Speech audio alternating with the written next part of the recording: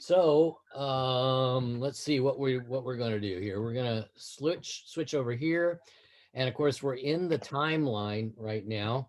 So let's see. Let me get to the right slide that we want to be at and pick it up. We went last time. We started kind of with prehistoric stuff, and we went all the way up to the close of the Roman Empire, the fall of the Roman Empire. So we want to begin right here. The Masoretes. Now we've talked about these guys, and so the Masoretes were those Jewish scribes that preserved the Hebrew and the Aramaic texts, the scriptures, from about 400 A.D. to about 1000 A.D. They were active, and what do we know about these guys? What do you remember? Anything? Okay, the Masoretes were they were very precise in copying the text. So, the Hebrew and the Aramaic had no written vowels. So the Masoretes added accents and vocal markings so that would preserve the vowel sounds. So the language wouldn't just fall out of being spoken at all. So they were the ones that created the vowel markings that get fit into the consonants, because Hebrew was just consonants. That's all it was in Aramaic. And so they added the vowel sounds that we have today and use today. They kept statistics about how often certain words were used, the differences in the manuscript variations, the number of words in each book and section of the scriptures. They knew where the middle word was in the scriptures, and they had strict rules for copying. And so they would count words. I don't know how long it took them to do this, but they counted words and letters, and if something didn't match, they burned the copy. So they were very precise. They took this very seriously. This was their divine work. This was their ministry, was preserving the Hebrew text. And this was the text, their text from the 900s is the text we were using for our Old Testaments in the Bible until the Dead Sea Scrolls. And so the amazing thing about this was that we were able to look at the Dead Sea Scrolls of 1,000 years earlier than the earliest text we had from the 900s. And we were able to compare it with the Masoretic text and see that there was very little difference, no significant difference. Spelling errors a few places. There are a couple places where a line was repeated. The mistakes were obvious and easy to find. And so this gave us great confidence that for 1,000 years, the Masoretes had accurately, or the people had accurately copied the scriptures for 1,000 years. And so the Masoretes were really great. They were the ones that gave us our Old Testament until 1940, well, actually into the 1950s when they started really translating the Dead Sea Scrolls. What about the New Testament? They didn't do the New Testament, only the Old Testament? Yeah, they were Jews, so they were not into the New Testament. They were Old Testament people. Okay. I'd be curious how the New Testament was kept. Not as well, but the difference between the two is that we have so many. We've got 5,800 ancient manuscripts in Greek of the New Testament. So we have so many, and they came so early. We've got fragments from the 2nd century. We've got lots of fragments from the 2nd century, and we've got more complete things in the 3rd century. And so we're able to put all of this together in the New Testament and have a lot of confidence in what we have. The Old Testament had a very precise method of copying, but they didn't have as many copies. We have 5,800 ancient Greek manuscripts or fragments of manuscripts, and that helps us to really understand what the original was. There was a milestone in the New Testament in that they had in the 4th century, I guess it was the Nicene or something council, where they decided they canonized certain parts and said this is part of the Bible and this isn't. Well, no, like we talked about last week, we talked about that, but it wasn't the Nicene Council in 325. It was started with the Athanasius letter in 367, and then it went to 2 councils shortly after that approved the 27 books of the New Testament. So yeah, they had something there, and they had to do a lot of research. There was some disagreement initially about, what was in the New Testament, what should be in the 27 books. And I think, like I said last week, that was probably because they had lost track. They had had a lot of documents that were created in the second and third century, and they had kind of lost track of which ones were the ones accepted by the original people in the first century. But they were able to research that and learn a lot. So they were able to look at what Clement of Rome wrote and quoted from, and that gave them a lot of insight into what was accepted as scripture. How well has that been preserved from 400 AD until the present? I mean, Uh, yeah, they from Christ. 400 AD, it's been preserved very well because, again, there's been a lot of copies made, a lot of translations. They grow. It's kind of voluminous group that have come out. And when was that part, that end of Mark, the last verse? When was that? Was that in the original 400 AD version, or was that added later? Uh, um, it was it was floating around in some of the manuscripts in the by 400 AD. No, I don't think that they Last by the specifically council. see what they did was in the council in the late fourth century. There, they approved certain books, but they didn't necessarily approve all of what was in one book. In other words, they didn't have a list of. They didn't have verses. First of all, there were no verses back then. So it wasn't like they would say verses 9 through 16 were deleted or something like that. There weren't any verses. So the Gospel of Mark was accepted, but without definition of what that ending was. Didn't they have an official Bible and said, this is it? This is the Bible. This is No, everyone's going to use from here on out? not really. I mean, no, not at that point. Now, Jerome's Latin Vulgate became the official Bible. So when after Jerome wrote his thing, which started in, I think he finished it up in like 405 AD, and that at that point he standardized things. Okay, let's keep going. So we're going to look at Britain and see where things went. So you see here Britain and Wales. Christianity reached Britain before about AD 300, but the Anglo-Saxon pagans drove the Christians into Wales. Okay, and that would probably be about 450 to 600 is when they got driven away. And the Anglo-Saxon term is historically used to refer to some Germanic peoples who, from the 5th century AD to the time of the Norman conquest in 1066, inhabited those territories up there in that area of Britain. And so this is kind of a precursor of the English translations. We're going to primarily focus on English translations, but sometimes there are other translations that helped open the door for English translations too. So we'll talk about them. So let's look about the Britain ones right now.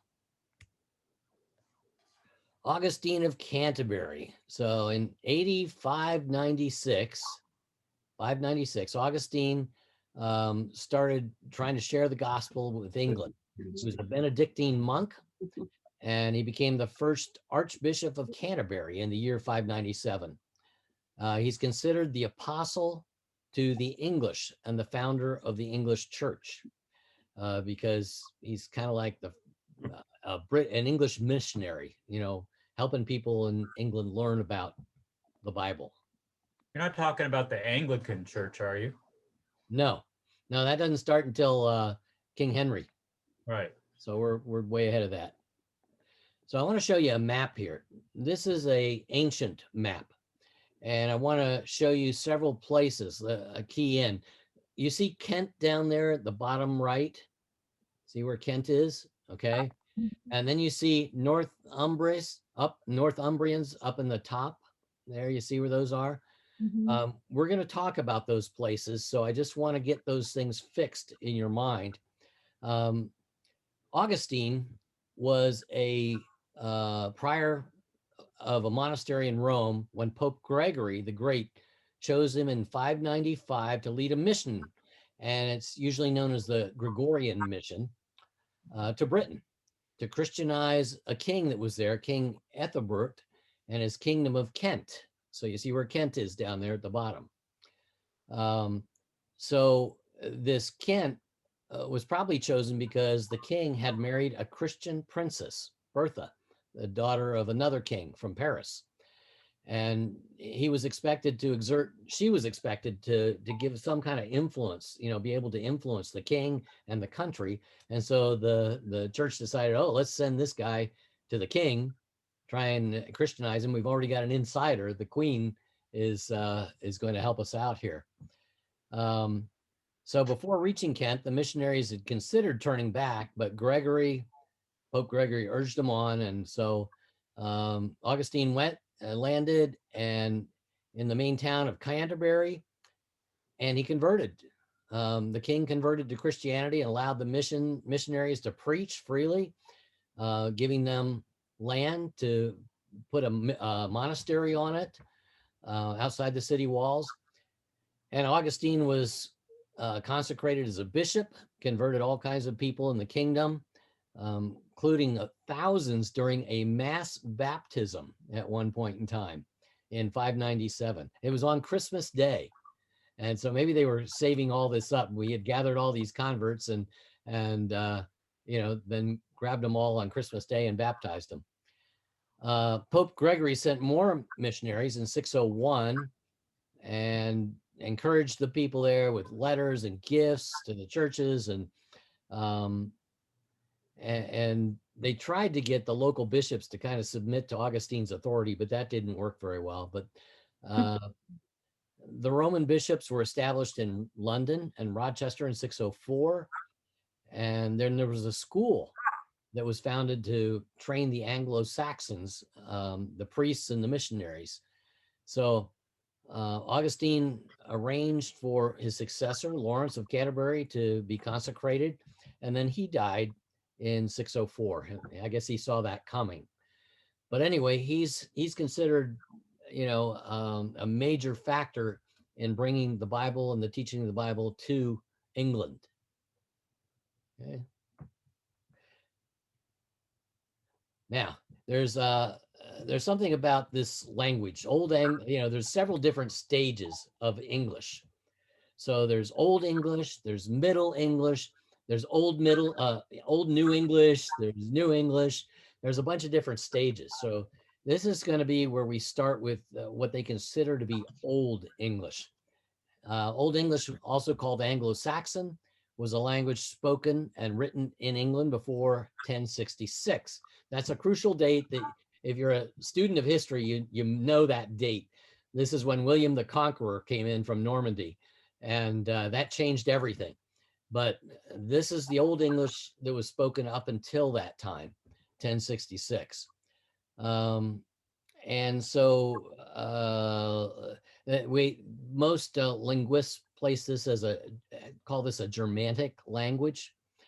And there was a guy named Caedmon, okay, and he was an illiterate monk. He retold portions of scripture in Anglo-Saxon or Old English poetry and in song, and is the earliest English poet whose name is known. Okay.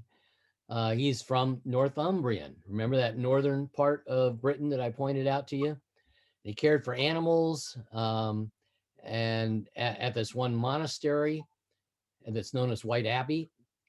And he was originally ignorant of, quote, the art of song, but learned to compose one night in the course of a dream somehow. And according to the 8th century historian Bede, and he later became a zealous monk and an accomplished inspirational Christian poet. So Caedmon really is the first English poet we think of, the first English writer of anything Christian. So that's back in the 7th century that we see that. In 709, there's a guy named Aldhelm of Sherborne, and he may have translated the Psalms into Old English. We think he's the one that did this.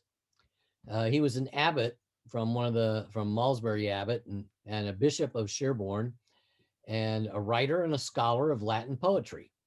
Was born about the middle of the 7th century, and then he's also said to be from the royal house of Wessex, so he's got some ancestral that comes from there. But if you look at this writing here, it's not easy to read, is it? Can you read that? No. No. First of all, letters were a little bit different, the way they wrote things and put things together. Plus the spellings of words were different. So even if we could read the letter style very well, we might still not be able to read the Old English because it would be so weird and different for us. But like everything else, language, evolves as time goes on. Okay. Steve, I read a historical fiction that had some, I don't think it was the Old English. I think it was the one that you said that came after Old English. Mm-hmm. Yeah, I was reading it, and it said it a couple times. It would say something. I'd go, what? And then I'd reread it and go, oh, we use this word now. So one of them was, the guy said that night before, he said, would you like to break the fast with me tomorrow morning? I was like, what? And then I realized, oh, breakfast. Yeah. Like, okay, got it. Yeah, I know. Bede was from 672 to 735 AD, and he was an English Benedictine monk at the monastery of St. Peter, and also a companion monastery of St. Paul in the kingdom of Northumbrian. So he was back again up in that northwestern side of England. And so he's well known as an author, a teacher, a scholar, and his most famous work was the Ecclesiastical History of the English People.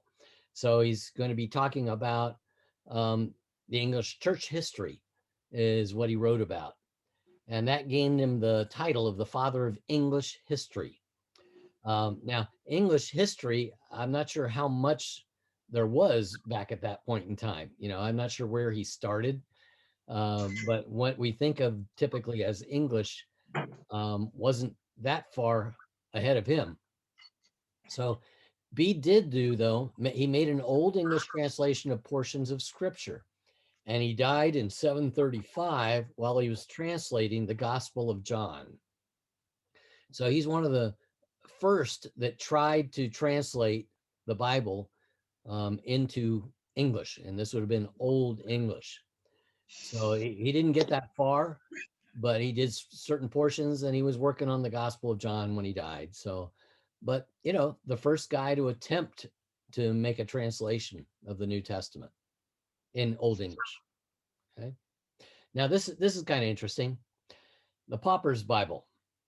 So the Pauper's Bible referred to illustrated Bibles in the Middle Ages that told Bible stories through pictures, since many people couldn't read back then. So this is kind of like today's comic strips, and took many forms. It was a elaborately illustrated manuscript, and it was usually made from a simple wood cutout. You had the wood mold that you would carve out, and so it took some time, and then you would print that onto a paper, and then print it on another paper, and then print it on another paper. And you had to ink it and print it and ink it and print it, but you had this one block that would have all of this cut out, and you couldn't move it around or change it. It was just a one use kind of thing, for the cartoon.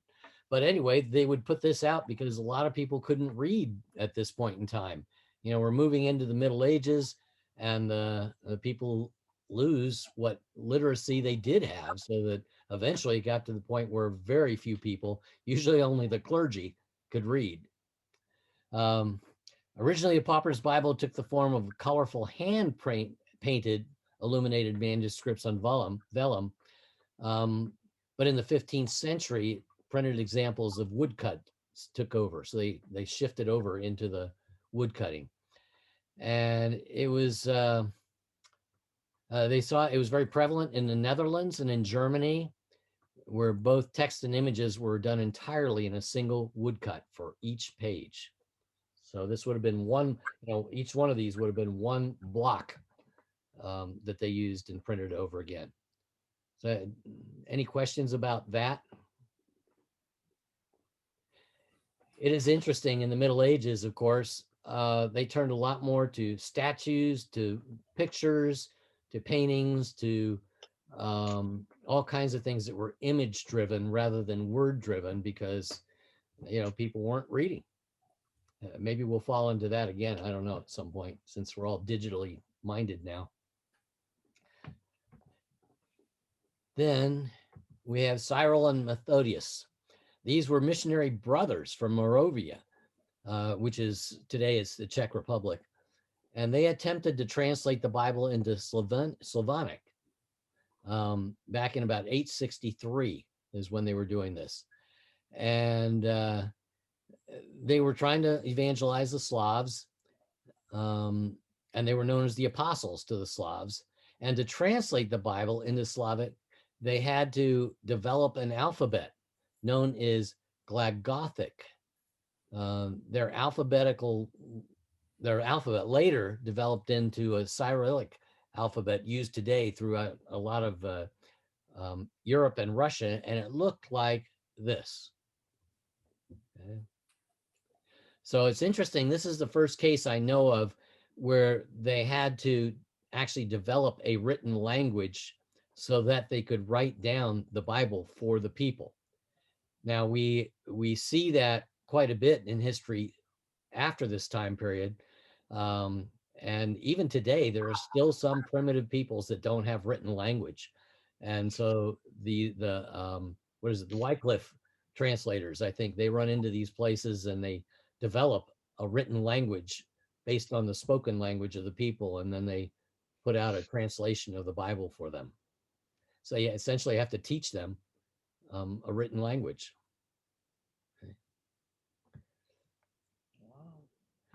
Alfred the Great, King of Wessex. So, he lived from 848 to 899. Well, 901, I guess, would be where he died, somewhere in there. Anyway, he's called the Great. He was the king of West Saxons, and he was also the king of Anglo-Saxons. And after ascending to the throne, he spent several years fighting Vikings, and he actually won a decisive victory against the Vikings in 878. And he made an agreement with the Vikings, and this was in North England. And Alfred also oversaw the conversion of the Viking leader Guthrum to Christianity. So Alfred was a missionary, even though he was a king. And so the details of his life are recorded in a work by a 9th century Welsh scholar and bishop, Asser. Alfred had a reputation as a learned and merciful man of gracious and level-headed nature. He encouraged education, and he wanted people to be educated in Old English rather than in Latin. So again, Rome was still pushing Latin, but here Alfred is saying, no, we need to teach people our language, which is Old English. And so he started improving the legal system and the military structure and people's quality of life. So he was given that epitaph, the Great, because he seemed to make a lot of positive impact on the people.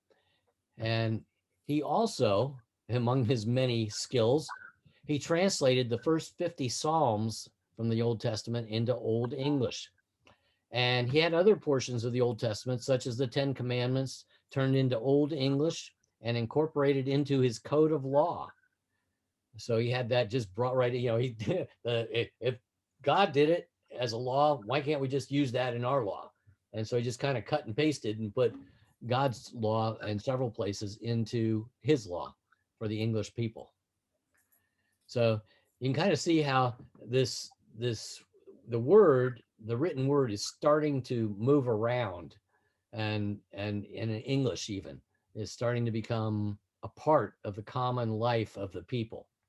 Now, we still don't have a full version of the Bible translated in English and Old English.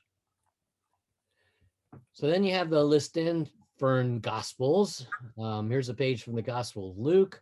It's an illuminated manuscript of the Gospels produced in a monastery in, again, Northumberland, that northern England portion I showed you, in the early 700s, from the monastery by this name, Lindisfarne. I'm not sure exactly how you say that. This is a particular style of writing that became popular, although this one does it about as well as any. And these are presumed to be the work of a monk named Idrith, who became bishop of this place in 698 and died in 721. Current scholarship indicates a date of about 715 or so for this, and it's produced in honor of Saint Cuthbert. Okay. So in 8950, Aldred, the Bishop of Durham, inserted a translation in Northumbrian between the lines of this. So this was put out, and then there's another translation in Latin. Oh, I'm sorry. Wait a minute. Yeah. So this was a combination. It turned out to be a combination of Latin and Old English together.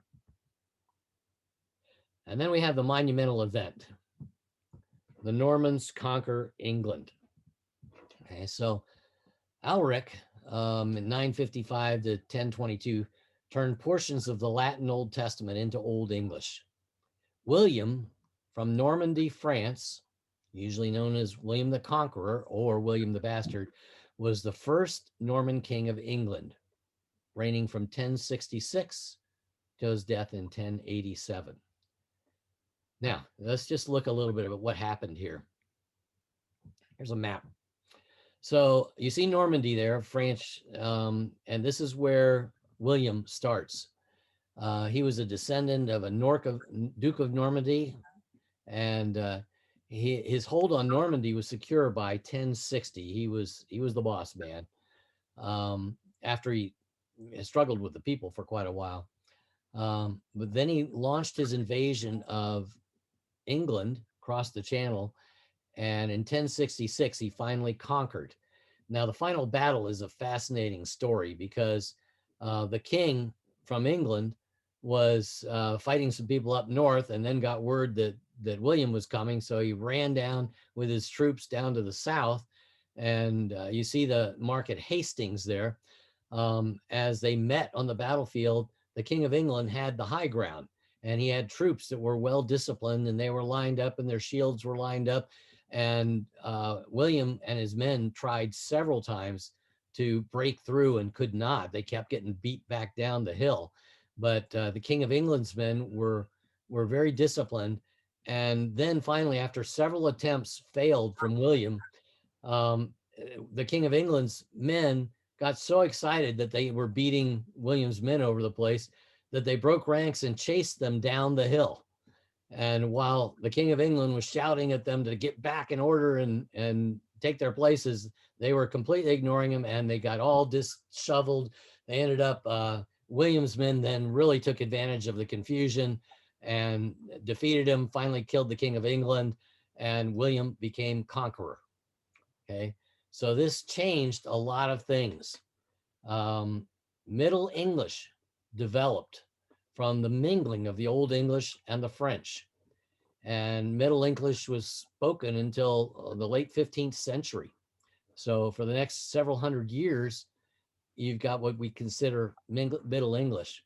There was a distinct change. And it was interesting because as Middle English was formulating and getting solidified and becoming concrete, you still had some of the Old English floating around, but it was very disjointed. It went different directions, and it was not predominant. And so this Middle English was what took over. And so the new things we're going to see are going to be in Middle English. And of course, then when the printing press came along, that really enabled the the fixing of the Middle English language. Okay. So any questions about this right here? Oh. Okay, here's an example of Middle English. Okay, now if you look closely at this, you can start reading some of these words. You know, you'll recognize some things. So it's a little different, but a number of things are very recognizable in the Middle English. So this is getting closer to what it eventually became. And here's a page from Canterbury Tales, again, Middle English. This is a collection of 24 stories that runs over 17,000 lines, written in Middle English by Geoffrey Chaucer, just before 1400 AD. And it was interesting. He was a controller of customs and justice of the peace and clerk of the king's work. But he began writing these things, and this is his most famous work. And it tells of a group of pilgrims as they travel together from London to Canterbury, and they visit a shrine of St. Thomas Becket. Becket was one of the right-hand men of the king of, I think it was King Henry II or something like that. And there was an interesting story because King Henry didn't like the head of the Catholic Church in England at that time. And so he decided that he needed to get rid of that guy and put in a loyalist. And Becket was a good friend of his. So he put Becket in, figuring he could just control Becket. And Becket decided to be serious about his job and took his work with the church seriously, and he wouldn't bow to the king. And so the king eventually had him killed. So at this point, though, even though we've got sections of the Bible that have come out, and the Canterbury Tales even references things in the Bible, we still don't have a full version of the Bible in any form of English. We just have pieces of it and portions of it and things like that. So it's not until we get to this next guy that we actually get a copy. And anybody know who that next guy is? John Wycliffe, or Wycliffe. So the first English Bible was translated from Latin in 1382.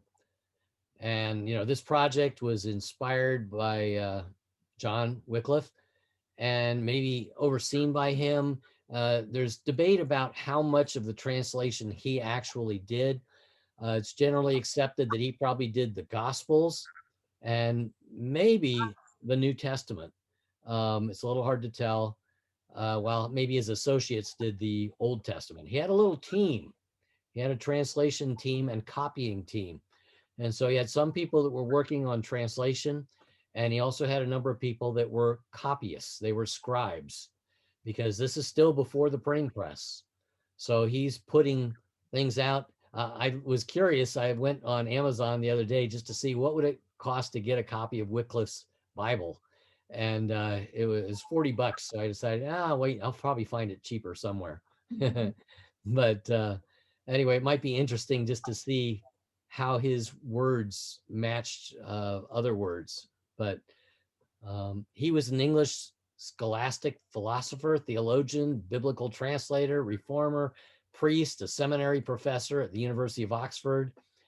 He was very influential with the dissident people of the Roman Catholic priesthood during the 14th century and considered an important predecessor of Protestantism and the Reformation. So he's kind of like one of the beginning sources. One of the seed is starting to bloom for Reformation, and he's one of those guys that's feeding it. He questioned the privileged status of the clergy, which had bolstered their roles in England, and they had luxury and pomp, and local parishes and their ceremonies were extreme, and he just thought they were too arrogant, too proud, too rich, too concerned with their own well-being, and not really ministers of God. He wanted the people of England to have the Bible in their own language. And so he went to work translating and copying it. And so we got our first English translation of the full Bible through Wycliffe. So Steve, Yeah. would would there have been multiple copies of his work circulating to the educated at that time, or would it have been really very limited? Yeah, the bottom line is that since they're hand copying these things, they did not make, they didn't mass produce it. They created hundreds of copies, so it was a very good attempt, and they got them out. And I don't know where they all landed. In fact, I think it's um, let's see, is it here? Um, let me. I've got a statistics on here somewhere. Wycliffe was preaching. He was an active preacher. So let me just tell you, as we look at him, well, now I can't find it. I'm pretty sure it was his that there are 250 copies of his Bible known today. Original copies that were put out by his people. 250 of them that are known. One of them just sold in 2016 for $1.7 million. Wow. That's a little more than $40. And you didn't get it. No, I decided maybe Amazon will have it for cheaper, but I don't know. Anyway, Wycliffe was called the Morning Star of the Reformation, as if he's kind of the guy that got this thing started.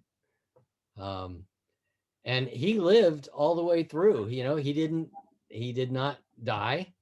He died a natural death. He wasn't executed or anything. And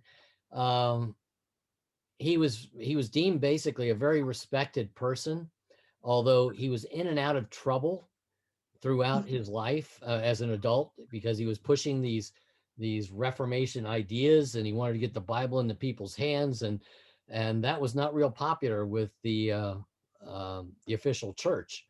And so he would get suspended from his work at Oxford. He would, there would be, but then he always came back. So he somehow, nothing really stuck to him while he was alive. Now, and his followers were called the Lollards, which meant mumblers. So I think they were just basically making fun of him and saying they just preach. They're just mumblers, and it was kind of a derogatory term. But anyway, the Bible eventually, after Wycliffe died, his Bible was burned, and they made big ceremony. The Roman Church did of how bad it was. His bones as a heretic were dug up and burned because he was a heretic. But he lived a natural life. Nobody executed him. He made it through all of the troubled times. But he is one of those guys. Remember, we do have copies of his. We've got original copies of his, 250 of them. And like I say, you can buy a copy, a $40 copy on Amazon of his work. Okay. I may spring for it if I don't let Sharon know about it. Oh, are you on this thing, Sharon? Anyway. So there he is. England in 1408. So shortly after Wycliffe, it became illegal to translate or read the Bible in common English without permission of a bishop. So this is 20 years after Wycliffe's death at the Oxford Convocation in 1408. It was vowed that they couldn't make any new translations without authority. So this is what they said. It is dangerous, as St. Jerome declares, to translate the text of Holy Scriptures out of one idiom into another, since it is not easy in translations to preserve exactly the same meaning in all things. We therefore command and ordain that henceforth no one translate the text of Holy Scripture into English or any other language as a book, booklet, or tract of this kind lately made in the time of the said John Wycliffe, or so, like the kind made by John Wycliffe or since, or that hereafter may be made, either in part or wholly, either publicly or privately, under pain of excommunication, until such translation shall have been approved and allowed by provincial council. He who shall act otherwise, let him be punished as an abettor and heresy and of error. Okay.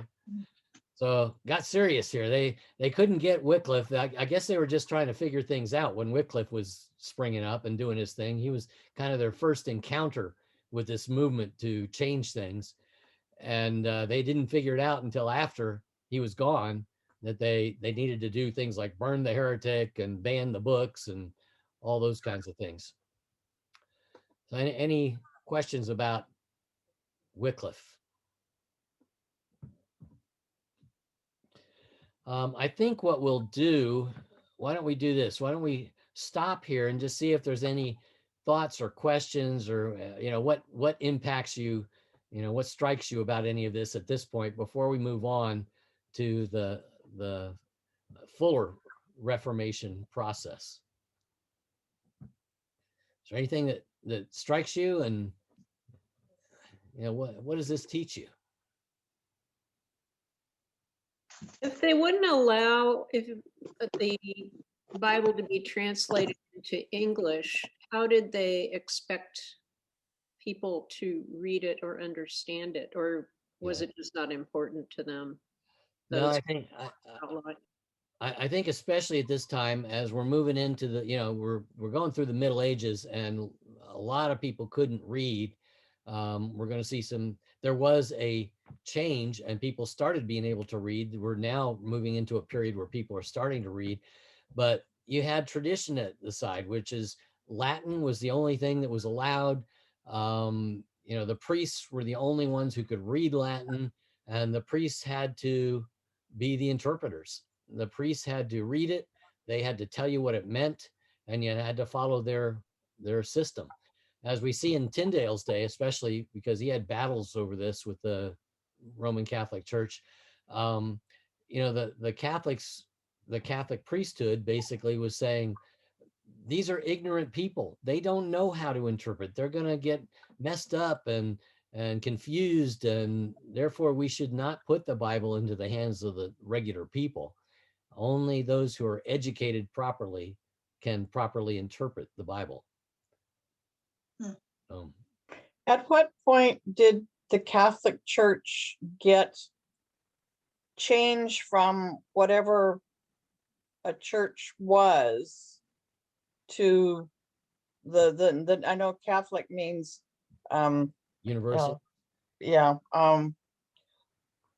At what point did it become what it is or was? Well, like a lot of things, the Catholic Church evolved. So you can go back and read Clement of Rome at the end of the 1st century, and he writes to the Corinthian church. Rome, we saw in Paul's letter to Rome, that the Roman church was a strong church, even back in Paul's day. And so then a few decades later, when Clement of Rome, the Bishop of Rome, was writing, he was writing to the Corinthian church, which was still having problems in Clement's day. And basically what he says is, hey, Corinthian church, look at the way we do things in Rome. He's basically saying, we've got a strong church here and it's working well. And so Corinth, you're messed up. Why don't you look at the way we do things? And he didn't tell them they had to do it the way that Rome does, but he instructed them to look to Rome basically as a model. And so I think what happened was, over time, that, hey, look at us as a model became, you have to do it our way. And then the term bishop, the term that we use for pope, was used for a number of different bishops in different places, and then it got narrowed down so that it eventually referred to just one bishop out of Rome.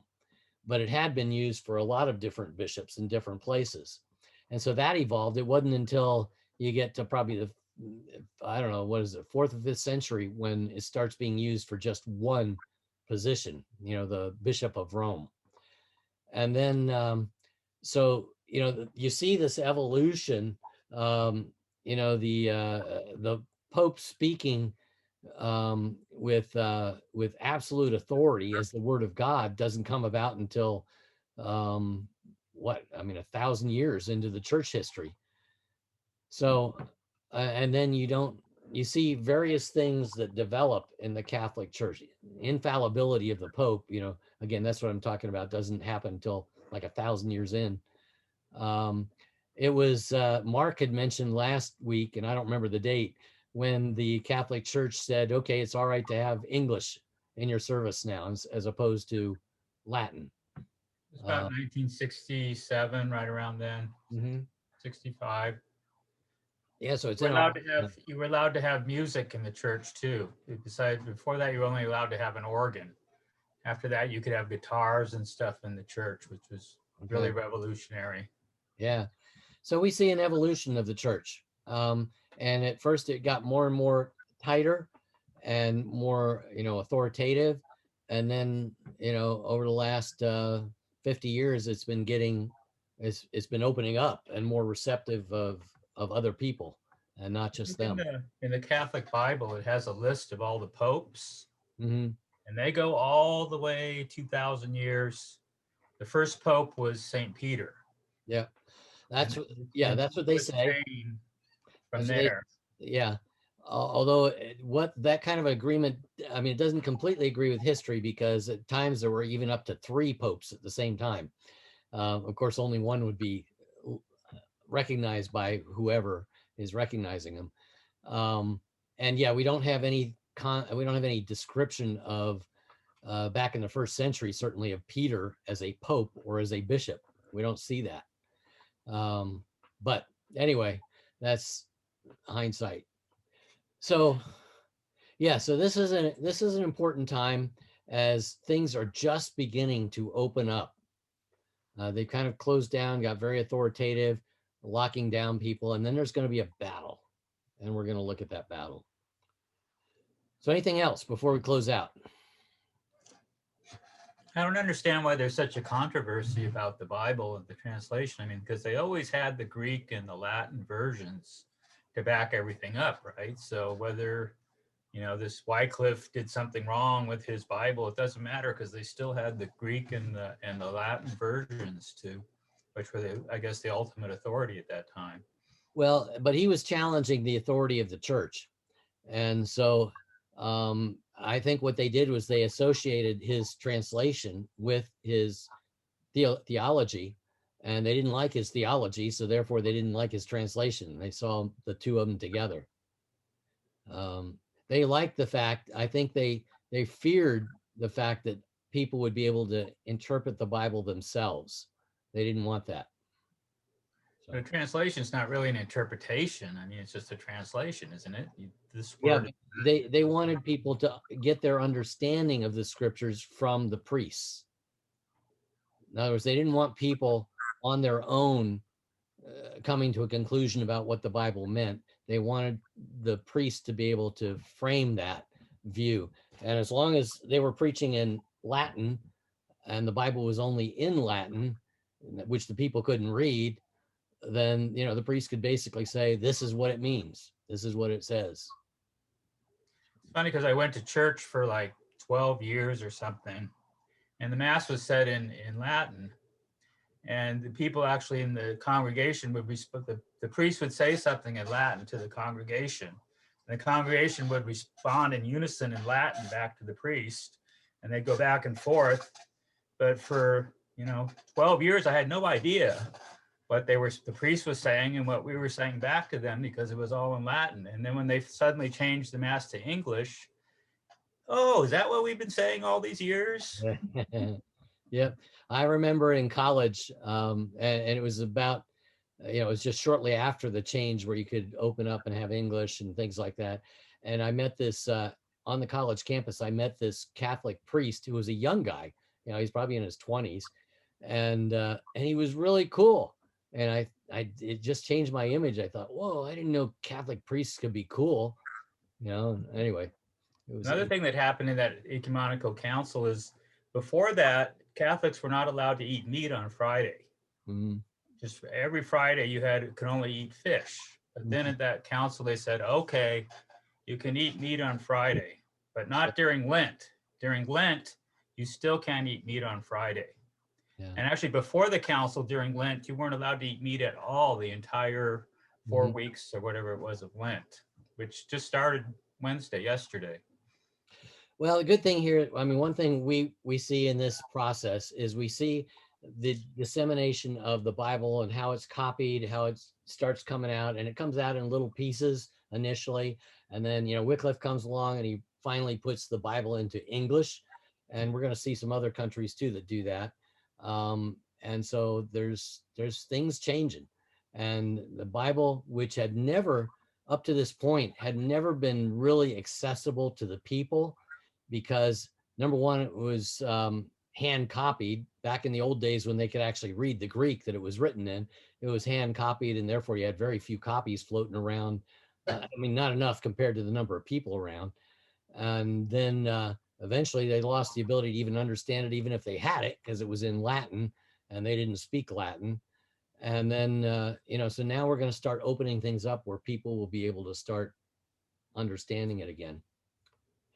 Let's close out in a word of prayer, and then we'll come back next week and pick it up. Okay, let's pray. Father, we just thank you again for today. Thank you that you were overseeing this process of bringing the Bible to us today, and we're grateful for the many versions we have, for the accessibility we have to the Bible today, how easy it is to get it, and we're just grateful that you teach us through this. In Jesus' name, amen.